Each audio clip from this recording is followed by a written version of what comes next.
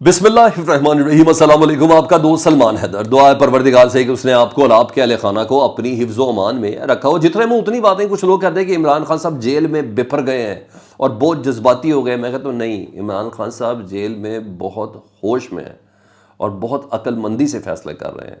उनके पास सियासत करने के अलावा और कोई काम नहीं है, सोच समझने के अलावा और कोई काम नहीं है। इसलिए खान साहब का एक एक जो तीर है ना, वो ठीक निशाने पर लगता हुआ नज़र आ रहा है। बल्कि उनके मुखालिफ की सिस्कारियाँ, उनके मुखालिफ की हरकत व सकनात और उनके दिए हुए जो बयानात हैं ना, उससे बहुत हद तक अंदाज़ा हो रहा है। और जो प्रेडिक्शंस हैं ना इस गवर्नमेंट के हवाले से, वो अब बहुत करीब होती हुई नज़र आ रही हैं। आज इमरान खान साहब की जेल में समाअत थी तो सहाफ़ियों से उनकी मुलाकात हुई। बिल्कुल मुख्तलिफ नौइयत की बात थी, बिल्कुल हैरान कुन बात थी, जिसने सबको हैरान भी किया और ताकतवर हलकों को परेशान भी किया। ठीक है जी। हालांकि अभी बस इजाज़त मिली है इस्लामाबाद हाई कोर्ट से ना 23 मार्च के जलसे की। अभी वेन्यू डिसाइड नहीं हुआ कि परेड ग्राउंड है, डी चौक है कि F9 पार्क है। अभी सिर्फ इजाज़त मिली है और इस्लामाबाद हाई कोर्ट ने कहा है कि इंतज़ामिया पाकिस्तान तहरीक इंसाफ के रहनुमाओं के साथ जो उनकी कमेटी बनी हुई है उनके साथ मुशावरत करे और फिर ये 23 मार्च के जलसे की इजाज़त है। तो इमरान खान साहब ने आज सहाफ़ियों से गुफ्तगू करते हुए जो बातें की है ना, वो बहुत ही मानी खेज़ हैं। उन्होंने कहा 23 मार्च के जलसे में ना धांधली का शिकार बनने वाली तमाम जमातों को दावत देंगे।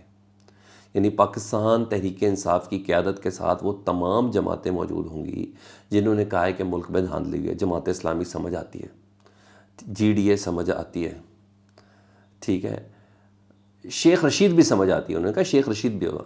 मौलाना फजलुर रहमान साहब को ये दावत इमरान खान साहब ने दी है, किसी के ज़रिए नहीं दिया है।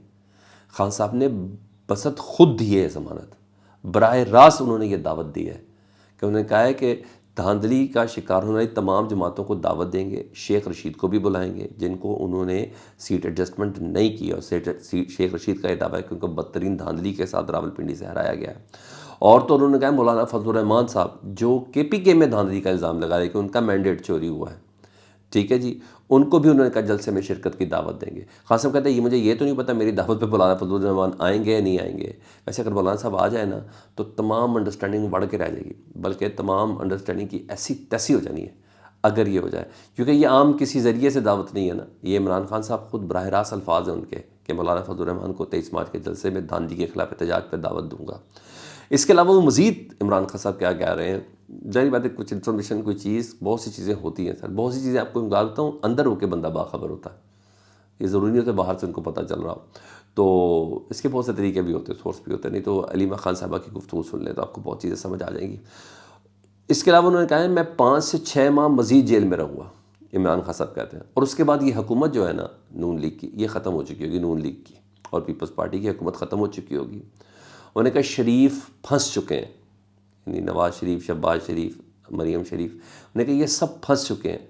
ना अब ये बूट को छोड़ सकते हैं, बूट, हाँ जी, ना ये बूट को छोड़ सकते हैं। अगर ये बूट को छोड़ते तो ये इनकी हुकूमत ख़त्म हो जाती है। मतलब वो कहने इनके आगे पीछे कोई भी नहीं है, सिर्फ 6 महीने की बात है। तो इमरान खान साहब की प्रेडिक्शन है। और वैसे भी आपको बताऊं दीगर हल्के भी ये प्रेडिक्शन दे चुके हैं कि मौजूदा हुकूमत 6-7 माह से ज़्यादा चलने की नहीं है। और अफ़गानिस्तान की सूरत हाल पर रिस्पॉन्ड किया ना, ख्वाजा आसिफ साहब बहुत ज़बरदस्त बोले कि इमरान खान साहब ने 4000 दहशतगर्द पाकिस्तान में बुला लिए थे। तो क्या था, उन्होंने कहा इमरान खान साहब ने कि मैंने जनरल बाजवा को कहा था कि जनरल फैज़ की एज DG ISI उसकी ट्रांसफ़र अभी ना करें, उसकी ट्रांसफ़र ना करें, मैं दहशतगर्दी और अफ़गानिस्तान के मसला हल कर सकता हूँ। उन्होंने कहा हम हल कर सकते हैं सर, DG ISI जनरल फैज़ हमीद की ट्रांसफ़र नहीं करें, उसको तब्दील ना करें। मगर इमरान खान साहब कहते हैं जनरल बाजवा साहब कोर कमांडर कॉन्फ्रेंस में ये कहते थे कि मैं इमरान खान जनरल फैज़ को आर्मी चीफ बनाना चाहता हूँ। हालांकि मेरे वहम गुमान में भी नहीं था कि मैंने जनरल फैज़ को आर्मी चीफ बनाना है, ये इमरान खान साहब कह रहे हैं। उन्होंने कहा मेरे वहम गुमान में भी नहीं था। अच्छा, IMF मुआहदे पर उन्होंने बोला कि IMF मुआहदा हुआ, तो उन्होंने कहा IMF मुआहदे पर महंगाई होगी, महंगाई बढ़ेगी। मैंने IMF को, उन्होंने ख़ुद बोला, उन्होंने कहा मैंने IMF को कहा था कि सियासी इस्तेहकाम के बगैर, ये नुक्ता समझने वाला भी है, उन्होंने कहा सियासी इस्तेहकाम के बगैर इमदाद जारी ना की जाए वरना कर्ज़ के पैसे ज़ाया हो जाएंगे। ज़ाहिर बात है ये अपने ही खुद नुमाइयों में, जिस तरह आटे के थैलों में तस्वीरें हैं, उसी में ज़ाया हो जाएंगे ना।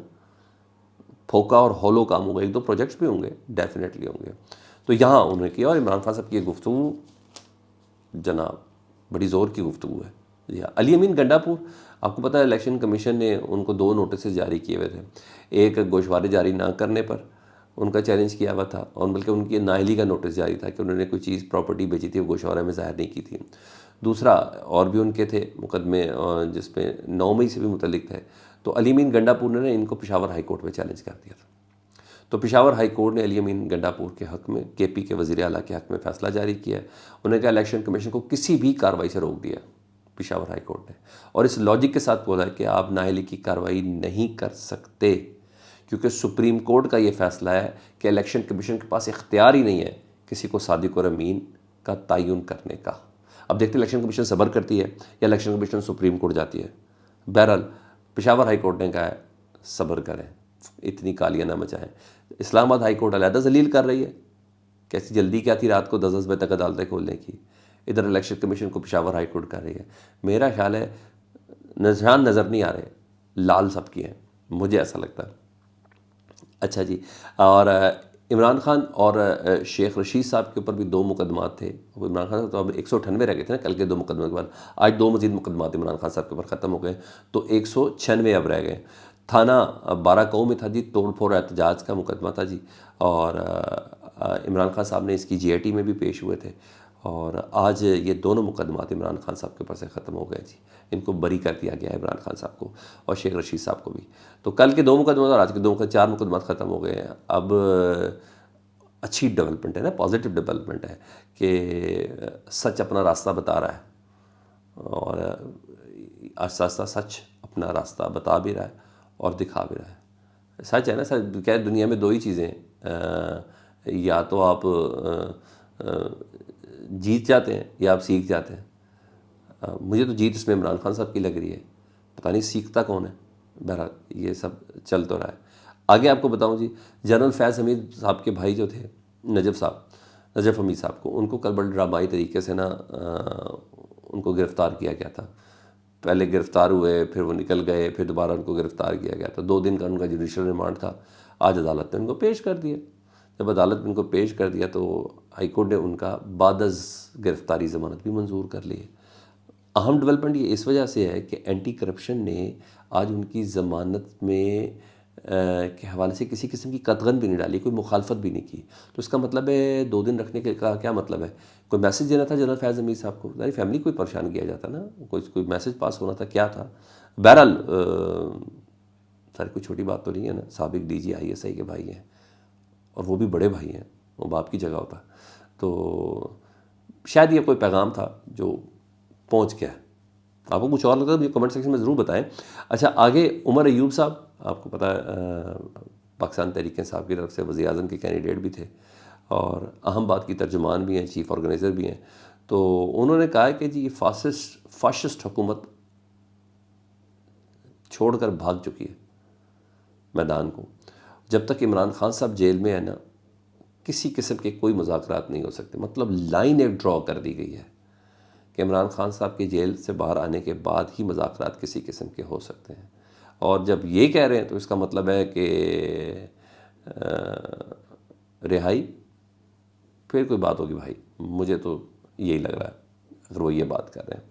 ادھر پرائم منسٹر شہباز شریف صاحب اپنی حکومت کو مضبوط کرنے کے لیے، کم از کم اس کا امپریشن کو مضبوط کرنے کے لیے بڑی زبردست ملاقاتیں. آج برطانوی ہائی کمشنر جین میرٹ سے ان کی ملاقات ہوئی ہے جی، اور بڑے باہمی دلچسپی پہ گفتگو ہوئی ہے. یہی انہوں نے سرکاری دیا ہوا ہے. Army chief general Asim Munir صاحب محمد بن سلمان صاحب سے ملاقات کر رہے ہیں، اور پورا زور لگایا جا رہا ہے. اور میرے پاس یہ خبر بھی ہے کہ 23 مارچ کی پریڈ پر کوئی اہم ترین گیسٹ کو دعوت دی جا رہی ہے، تاکہ امپیکٹ پڑے کہ ریاست پاکستان کے ساتھ دنیا بھر کے تعلقات کتنے مضبوط ہیں. اچھی بات ہے، اچھی بات ہے. اگر محمد بن سلمان ہی آ جائیں سرپرائزنگ وزٹ تو کیسا رہے گا. تو بہرحال یہ اس وقت بھی وزارت خارجہ میں بھرپور طریقے سے کورسپونڈنگ اور کوشش چل رہی ہے. اپنا بہت زیادہ خیال رکھیں. فیڈ بیک سے متعلق آگاہ کریں. اللہم صلی علی محمد و آل محمد.